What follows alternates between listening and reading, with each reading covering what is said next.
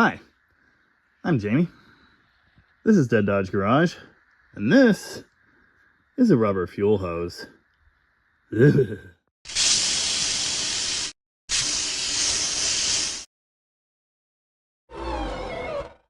If you've watched the channel at all lately, you probably recognize this car. A 1969 Dodge Charger we're now calling the Otter Pop for some reason.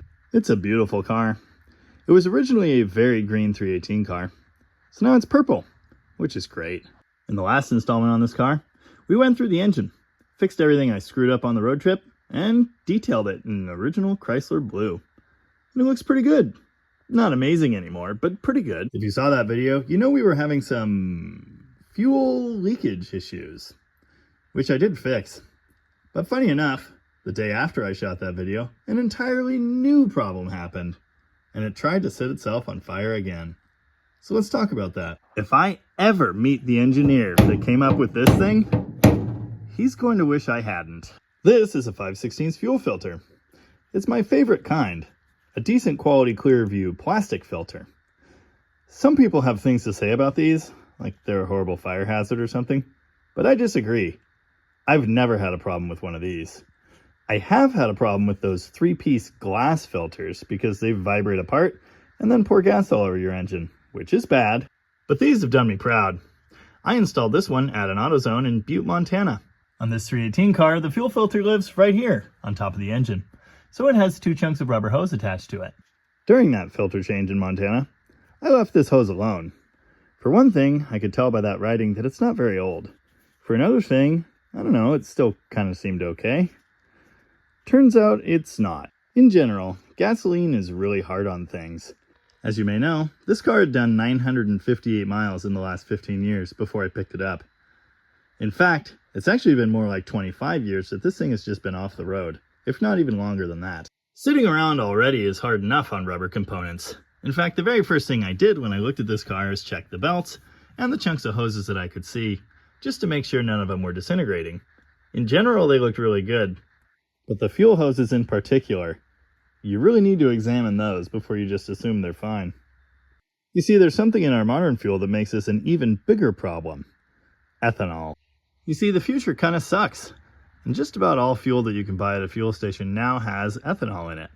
A certain percentage, which varies, but generally it's referred to as E10, which means up to 10% ethanol. Older fuel, like this horrible stinky stuff, did not contain ethanol. It's still pretty gnarly and hard on things, but not as bad as the modern fuel we have now. It also doesn't evaporate as quickly. It sticks around. Unfortunately, the ethanol in the fuel kind of attacks the components of your fuel system, and at least in the case of these old carbureted vehicles, things don't hold up the way they used to. One thing ethanol does that's really interesting is draw moisture into your fuel system, leading to absolutely horrible corrosion if it sits around for a long time. Because of this, multiple commenters were concerned when I planned to drive this car across the country using regular ethanol fuel because of these well-known issues. The thing is, when you're burning the fuel, basically it's fine. It's when it sits around in your car for an extended period of time that things start to go bad. Here's vaporized fuel in your eye. Maybe. Well, it did allegedly puke all the fuel all over the intake. Nice. Like it never happened. Various viewers notice how great this thing sounds. It really does. Also, this side of the exhaust is kind of loose. I've already straightened that tip once. Gee, Jamie, why didn't you throw the BBD away and put a 4-barrel on it? Because it runs like that. Anyway, as I was saying, you want to check all your fuel hoses. They're probably going to be less than ideal. I had checked these and they seemed okay, so I left them alone. When you inevitably have to replace them, get some new fuel hose.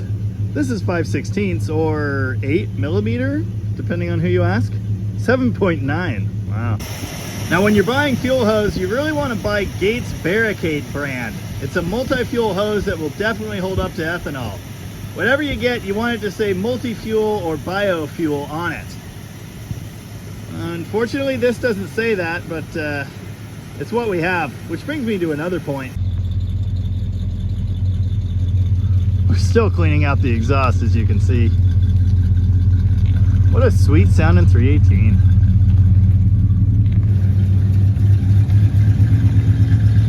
Did you know that Chargers are cool? Well, they are.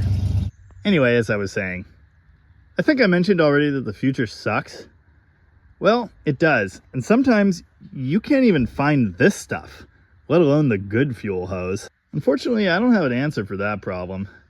I'm not a hose manufacturer, I'm just some guy. Have I mentioned that this car doesn't like me? Well, it doesn't. Anywho, at least all the gas is gonna stay in now. Oh yeah, and little bits of that hose will stop flowing in and sticking the needle in the seat. That's ideal. So many Chargers, so little time. Oh yeah, those lines. There's fun stuff happening with this one right now. Like deleting all of this horrible extra crap. Ooh, Magnum. More on that later. Anyway, hopefully that was useful information. It's good stuff to know, you know, if you're new to this. In any case, thanks for watching. So many air conditioners, so little time. We gotta crank that nose up. Watch the puddles!